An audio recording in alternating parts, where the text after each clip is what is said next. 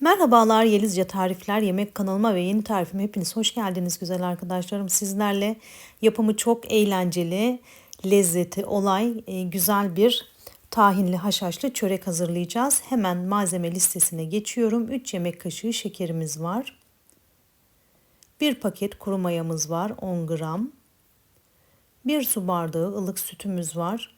Karıştırma kapımıza hepsini alıyoruz. 1 adet yumurtamız, 1 tatlı kaşığı tuzumuz ve yarım çay bardağı sıvı yağımız var arkadaşlar. Hepsini karıştırma kabımıza aldıktan sonra spatula yardımıyla yumurtayı güzel bir şekilde dağıtıyoruz.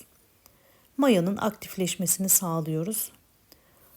Mayamızın topak topak kalmaması için güzel bir şekilde çırpıyoruz. İçerisine ben toplamda 4,5 su bardağı un kullandım. Ama siz mutlaka unu kontrollü bir şekilde ekleyin. Kullandığımız markaya göre unun miktarı ve kıvamı değişecektir. O yüzden dikkatli olalım. Her tarifimde bu noktaya değiniyorum. Özellikle dikkat etmeniz adına. Bütün unumu ekledikten sonra spatulayı içerisinden çıkarıyorum. Artık elimle yoğurma işlemine geçiş yapıyorum. Tezgahımı alıyorum. Daha rahat yoğurabilmek için tezgahımı alıyorum ve tezgahta kolay bir şekilde yoğuruyorum.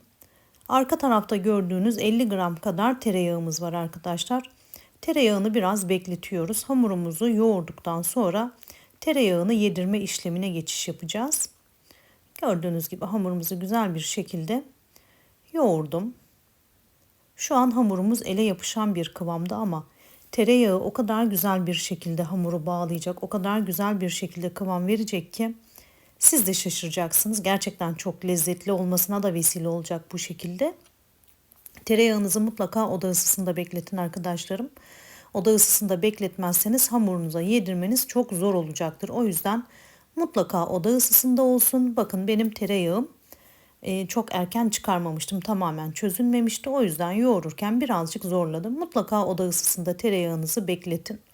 Sonra güzel bir şekilde hamura tereyağını yedirin. Ben yarım su bardağı kadar daha un ekledim. Toplamda 4,5 su bardağı un kullandım arkadaşlar. Ama kullanmış olduğunuz una göre mutlaka kıvamı değişecektir. Tekrar üstüne basa basa söylemek istiyorum.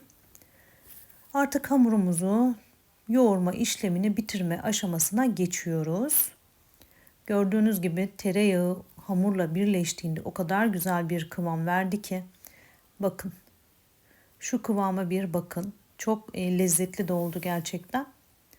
Artık hamurumuz hazır arkadaşlarım. Hamurumuzu yoğurma kabımıza alacağız ve oda ısısında 40 dakika dinlendireceğiz. Bakın şöyle. Üzerine isterseniz buzdolabı poşeti örtebilirsiniz. İsterseniz böyle bir temiz örtüyle de kapatabilirsiniz. İç malzememizi hazırlıyoruz. 1 çay bardağı çekilmiş haşhaşımız var. Yarım çay bardağı tahinimiz var. İyice akıtıyorum ki malzememiz ziyan olmasın. Yarım çay bardağı sıvı yağımız var. 1 çay bardağı dolusu ince çekilmiş fındığımız veya ceviz olabilir. Ceviz daha lezzetli oluyor ve 3 yemek kaşığı da şekeri ekledikten sonra bütün malzememizi güzel bir şekilde karıştırıyoruz. Gördüğünüz gibi içerisinde haşhaş kesinlikle topaklı kalmamalı. Topaklı kalmayacak şekilde karıştırma işlemini yapıp bir kenara ayırıyoruz. Mayalanan hamurumuzu gördüğünüz gibi bakın o kadar güzel bir kıvam oldu ki poşete kesinlikle yapışmadı bile. Ele de yapışmıyor. Gerçekten çok güzel bir hamur oldu. Farklı tariflerde de kullanılabilir. Hamurumu tezgahıma aldım. Şöyle hafif bir yoğurma işleminden sonra şekil verme işlemine geçiş yapacağız. Gördüğünüz gibi hamurumu yuvarlak forma getirdim ve 12 eşit parçaya bölmeye çalışıyorum. Hamur kesme matımla birlikte 12 eşit parçaya bölüyorum. Bir sonraki aşamaya geçebilmek için bezelerimize şekil veriyoruz.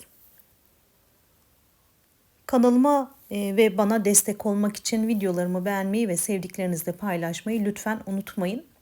Sosyal medyalarınızda tariflerimi sevdiklerinizle paylaşabilirsiniz. WhatsApp gruplarınızda paylaşabilirsiniz. Bu şekilde kanalıma ve bana çok büyük bir destekte bulunmuş olursunuz. Şimdiden destek olan herkese çok teşekkür ederim. Bezelerim büyüklü küçüklü oldu. Ama sonrasında ben o büyük olanlardan alıp küçük olanlara ekleme yaptım ve hepsini eşit bir şekilde getirdim arkadaşlar. Artık şekil verme işlemine geçiş yapıyoruz. Elimle hafif bastırdıktan sonra şöyle küçük bir merdane yardımıyla uzunlamasına her bir bezemi açıyorum. Tarifimde kullanmış olduğum bütün malzemeleri açıklamalar kısmına ölçüleriyle beraber yazıyor olacağım. Oradan da bakarak faydalanabilirsiniz. Malzeme listesine oradan ulaşabilirsiniz. Gördüğünüz gibi uzunlamasına hamurlarımızı açtım. İçerisine hazırlamış olduğumuz haşhaşlı tahinli karışımdan gezdiriyorum. Bir kaşık yardımıyla gezdirip hamurumuzun her yerine gelecek şekilde harcımızı yayıyorum arkadaşlar. İsterseniz hamurlarınızın oval olarak biten kısımlarını dikdörtgen olarak bitirebilirsiniz. Kaşık yardımıyla yaydıktan sonra gördüğünüz gibi hafif çekiştirerek rulo yapıyorum.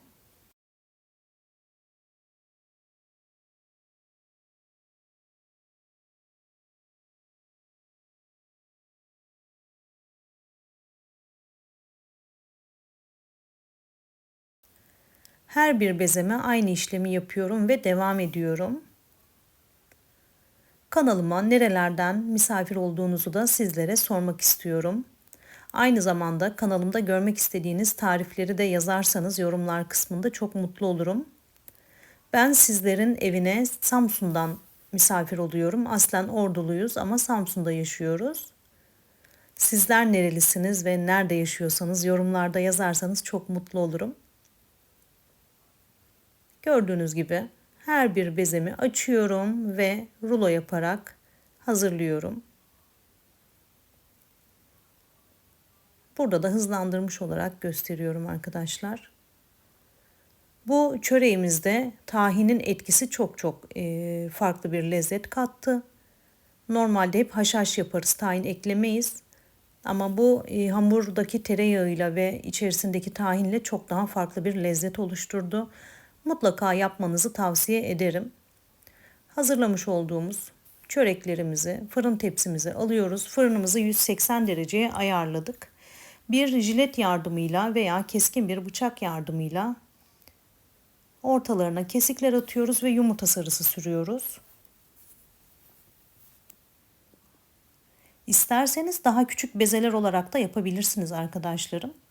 Oldukça bir tanesi fazla geldi, mesela bir kişiye fazla geldi. Daha küçük küçük yapıp daha fazla porsiyonluk elde edebilirsiniz. Kalabalık misafirlerinizde özellikle çok iyi olabilir. Yumurta sarılarını sürdükten sonra tepsi mayası yapmadan fırınımıza sürüyoruz ve gördüğünüz gibi nar gibi kızarıyor. O kadar lezzetli oldu ki. Tahinin etkisi gerçekten, tahinin lezzeti gerçekten farklı bir boyuta taşıdı. Görmüş olduğunuz gibi tahinli haşhaşlı çöreklerimiz servise hazır. Size şimdi şöyle bir doku testi yapmak istiyorum. Buraya kadar geldiğiniz için hepinize çok teşekkür ederim güzel arkadaşlarım. Yeni tariflerde de inşallah buluşuruz, görüşürüz. Şöyle bıçak yardımıyla kestim ve içerisinin kat kat oluşunu sizlere göstermek istiyorum. Gördüğünüz gibi çok güzel oldular. İsterseniz tepsi mayası yapabilirsiniz. Bu tamamen sizin tercihinize bağlı. Bir de elimle parçalayıp göstermek istiyorum. Tarifimi beğendiyseniz lütfen beğenmeyi, abone değilseniz abone olmayı ve yorum yaparak destek olmayı lütfen unutmayın. Sevgiler, selamlar, hoşça kalın.